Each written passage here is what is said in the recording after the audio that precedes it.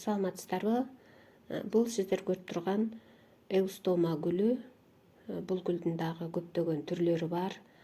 Биз бул гүлдөрдү комнатада өстүрүп дагы жүрөбүз, ошондой эле бакчабызга дагы өстүрсөк болот.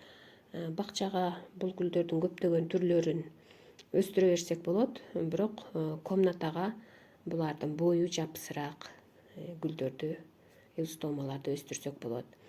Бакчабыздагы эустомалар кара топурак болсо, ошол кара топуракка өсө берет.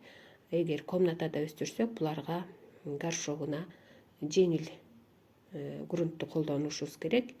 Же болбосо фиалкаларга деген атайын даяр грунттар болот. Ошол грунттардан алып бул гүлдөрдү комнатабызда өстүрүп алсак болот. Бул гүлдөр негизи 2 жылдык, ошондой эле жакшы кам көрсөк 4-5 жыл болуп ошого чейин өсүп берет. Бул гүлдөрдү комнатада өстүргөндө булар дагы гүлдөп бүткөндөн кийин баары куурап, жалбырактары, гүлдөрдүн баары түшөт. Ошол кезде биз кесип салып, бул гүлдөрдү покойго кетет. Кесип салабыз баарын, анан салкын жерге коюп койсок, бир топ убакыт өткөндөн кийин бул гүлдөр кайра өсүп чыгат. Бул гүлдөрдү биз бакчабызда өстүрүп атканда, бул гүлдөр негизи 2 жыл өсүш керек, бирок биздин климатыбызга бул гүлдөр кышыбыз катуу болгондуктан бул гүлдөр биздин суукка чыдабайт. Ошондуктан булар 1 жылдык болуп эле калат. Эустома гүлүнө дагы башка гүлдөргө түшкөндөй зыянкечтер, тля, паучный клеш, андай мындай көптөгөн оорулар бул гүлдөргө да түшөт. Ал кезде биз көптөгөн дарылар бар. Ошол дарылардын жардамы менен бул гүлдөрдү гүлдөп турганда гүлүнө тийгизбей, жалбырактарына чачып, дарылап айыктырып алсак болот.